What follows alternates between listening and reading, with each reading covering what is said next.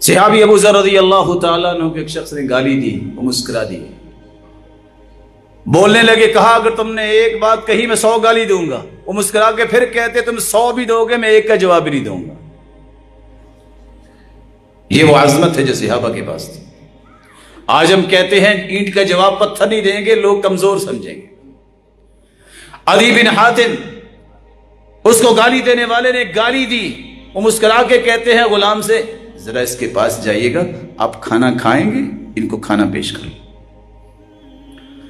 حسن بصری کو لوگوں نے گالی دی، وہ کھجوروں کا ٹوکرا لے کے چلے گئے، کہتے یہ تحفہ میری طرف سے۔ کہتے تحفہ کس وجہ سے؟ کہا بڑی محنت سے آپ نے مجھے نیکیاں دی گالی دے کے، میں نے کہا اتنی کوشش کر رہا ہے، چلو میں بھی منہ میٹھا کروا دوں اس کو۔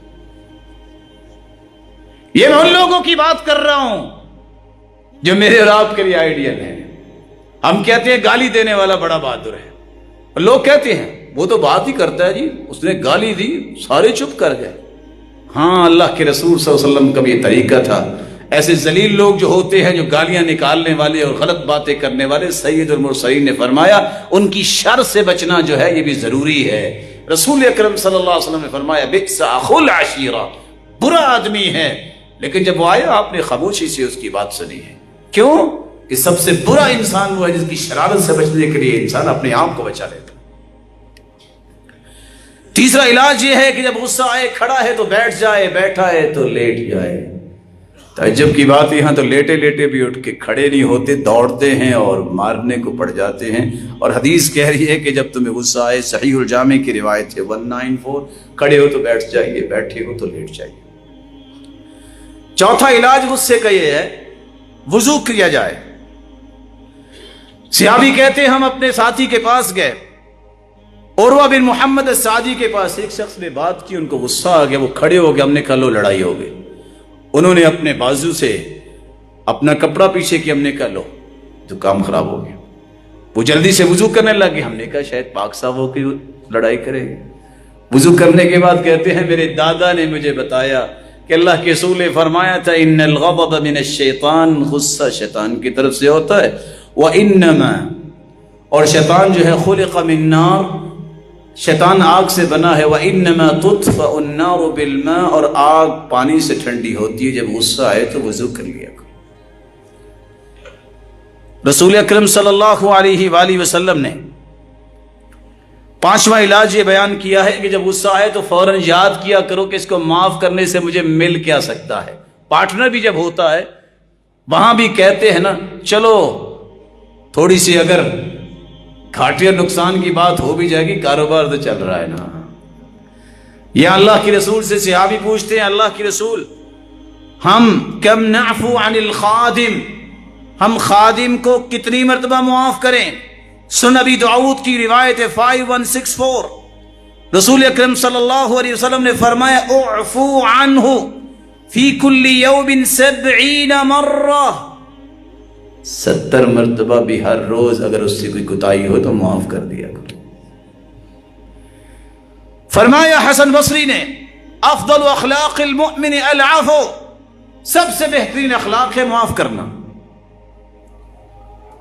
رسول اکرم صلی اللہ علیہ وسلم نے 3 انعام بیان کیے، جو غصہ چھوڑ دے معاف کر دے، زادہ اللہ عزہ، اعز اللہ نصرہ، اللہ اس کی عزت میں بھی اضافہ فرمائیں گے، اسے بہت بڑی نصرت اور مدد سے نواز دیں گے، الا رفعہ اللہ، اللہ اسے ہمیشہ بلندیوں سے ہی نوازیں گے۔ ان انعامات کو نہ بھولیے۔ چھٹا علاج، جب غصہ آئے تو یہ یاد کر لینا کہ غصے سے میں کوئی ایسا کام نہ کر بیٹھوں، ایک خالق بھی ہے جو دیکھ رہا ہے، وہ تو جبار قہار ہے، اس جتنا تو کسی کا غصہ نہیں ہے۔ اللہ ذوالجلال کی جباری اور قہاری صفت کو یاد رکھنا اور فوراً اپنے غصے پہ کنٹرول کر لینا۔ 7واں علاج، غصے سے ہو سکتا ہے ایسے تم نقصانات کر جاؤ جو پوری زندگی پورے نہ کر سکو۔ رسول اکرم صلی اللہ علیہ وسلم نے فرمایا اہل الجنت من ملأ اللہ اذنیہ من ثناء الناس خیرا وهو يسمع، واہل النار من ملأ اللہ اذنیہ من ثناء الناس شرا وهو يسمع۔ یہ جنتی لوگوں کی نشانی ہے، وہ زندہ ہوتے ہیں، لوگ ان کی تعریف کرتے ہیں، ان کے سامنے بھی بعد میں بھی اور ان تک پہنچتی ہے کہ یہ اچھے اخلاق والا ہے، یہ نمازی ہے، یہ پرہیزگار ہے۔ اور جہنمیوں کی نشانی یہ ہے، وہ زندہ ہوتے ہیں، ان کے کانوں تک پہنچتے، لوگ کہتے ہیں کہ یہ بہت برا آدمی ہے، یہ بڑا بد اخلاق انسان ہے، اس کی زبان بڑی گندی ہے، یہ جہنمیوں کی نشانی ہے۔ رسول اکرم صلی اللہ علیہ وآلہ وسلم نے سچ فرمایا، انتم شہداء اللہ فی الارض، حدیث میں آتا ہے تم زمین پہ اللہ کے گواہ ہو۔ یہ گواہی معمولی نہیں ہوتی، لیکن اس گواہی سے مراد بھی عام لوگوں کی گواہی نہیں، ایسے لوگ جن کو علم و معرفت سے اللہ نے نوازا ہے وہ گواہی دیں۔ سلف صالحین کہا کرتے تھے، اقرب ما یکون العبد من غضب اللہ اذا غضب، بندہ اللہ کے غضب کے سب سے قریب اس وقت ہوتا ہے جب وہ خود غصے میں ہوتا ہے۔ آٹھواں علاج جو موسیٰ علیہ السلام نے اللہ تعالیٰ سے پوچھا تھا کہ مجھے غصہ بہت آتا ہے، تو اللہ عز و جل نے فرمایا کہ تم میرا ذکر کیا کرو، غصے پہ کنٹرول ہو جائے گا۔ الذین آمنوا وتطمئن قلوبهم بذکر اللہ الا بذکر اللہ تطمئن القلوب۔ یہ دل کا سکون ہی خراب ہوتا ہے جب غصہ آتا ہے، اس کو ٹھنڈ ڈالنی ہے، سکون چاہیے تو اللہ کا ذکر کرو۔ اور سب سے کاریگر ذکر جو ہے غصے پہ کنٹرول کرنے والا وہ ہے لا حول ولا قوت الا باللہ، وہ ہے اللہم لا تکلنی الی نفسی طرفۃ عین، اللہم اصلح لی شأنی کلہ لا الہ الا انت، اللہم انی اعوذ برضاک من سخطک وبمعافاتك من عقوبتك وبك منك لا نحصي ثناء عليك أنت كما أثنيت على نفسك۔ غصے کا نواں علاج، اللہ نے انسان کو بہت خوبصورت بنایا ہے۔ علماء لکھتے ہیں جب انسان غصے میں آتا ہے تو خود بھی اپنی شکل دیکھ لے تو اس کو پریشانی ہوگی کہ میں کیا بن گیا، مجھے تو اللہ نے بڑا خوبصورت بنایا۔ لقد خلقنا الانسان فی احسن تقویم۔ دسواں اور آخری علاج، انسان جب غصہ کرتا ہے تو کسی کا نقصان بعد میں ہوتا ہے، اپنا نقصان پہلے کرتا ہے۔ اللہ نہ کرے اگر اسے کوئی تکلیف ہے، اگر وہ شوگر پیشنٹ ہے تو یاد رکھنا، آج اطباء اور ڈاکٹرز بھی کہتے ہیں کہ اگر اس کا غصہ آ گیا تو یہ تکلیف جو اس کی ایک جگہ پہ سٹیبل تھی یہ فوراً شوٹ کر جائے گی، اور اس کی جو امیونٹی پاور ہے وہ بلاسٹ ہو جاتی ہے جب غصہ آتا ہے، اور یہ اپنی شوگر کو کنٹرول نہیں کر سکتا۔ بلڈ پریشر کا مریض ہے، سیم اسی طرح زیادہ غصے میں آئے گا تو کنٹرول نہیں کر پائے گا، اپنی زندگی سے بھی ہاتھ دھو بیٹھے گا۔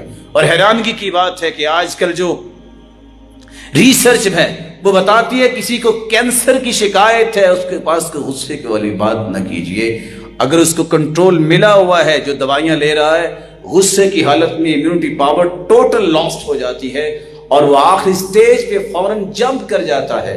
اس لیے ان بیماریوں سے اپنے آپ کو بچانے کے لیے بھی، اپنے آپ پہ رحم کرنے کے لیے بھی غصے پہ کنٹرول کرنا چاہیے۔ کون سا غصہ؟ ذاتی غصہ۔ رسول اکرم صلی اللہ علیہ وآلہ وسلم نے زندگی کا طریقہ بتایا ہے، ما ضرب رسول اللہ صلی اللہ علیہ وسلم خادما ولا امرأة قط، پوری زندگی اللہ کے رسول نے نہ اپنی بیویوں میں سے کسی کو مارا ہے، نہ اپنے غلاموں میں سے کسی کو مارا ہے۔ کاش اگر کسی کو اتنی ہی زیادہ غیرت ہے تو یہ دیکھے کہ اس کی بیوی پردہ کرتی ہے کہ نہیں، اس کی بیوی نماز پڑھتی ہے کہ نہیں۔ وہاں غصہ کرو گے تو تمہیں اجر بھی ملے گا۔ تمہارا کھانا لیٹ ہو گیا، تمہاری اگر بات ہوئی، اس پہ ہاتھ چلاؤ گے تو تمہیں قیامت کو حساب دینا پڑے گا۔ وہ تھے نبینے صحابی جس نے سنا کہ بیوی نے اللہ کے رسول کے بارے میں بات کی، اس نے تلوار پکڑی اور رکھ کے تلوار اس کے پیٹ پہ 2 ٹکڑے کر دیے تھے۔ پوچھا کیا ہوا، کیسے مارا؟ کہ اللہ کے رسول اس نے آپ کے بارے میں بات کی تھی تو میں نے پھر چھوڑا نہیں ہے۔ فرمایا ان دمها حضرا، اس کے خون کی کوئی قیمت نہیں ہے۔ دین کے لیے غصہ کرنا سیکھیے، اپنے ذاتی غصے کو چھوڑنا سیکھیے۔ رب تعالیٰ سے دعا ہے جتنے یہ روشن چہرے بیٹھے ہیں اللہ ان کو اپنی رحمت سے نواز دے اور اپنے غضب سے ان کو محفوظ فرما دے۔ مولا کریم سب کو جنت الفردوس میں جمع فرما دے، کمیوں کوتاہیوں اور غلطیوں سے اللہ درگزر فرما دے، چاہتے نہ چاہتے ہوئے کوئی بھی گناہ غلطی کوتاہی ہوئی ہے اللہ تو معاف کر دے، اس کو نیکیوں میں تبدیل فرما دے اور اپنے دیدار کا مستحق بنا دے۔ وآخر دعوانا الحمدللہ۔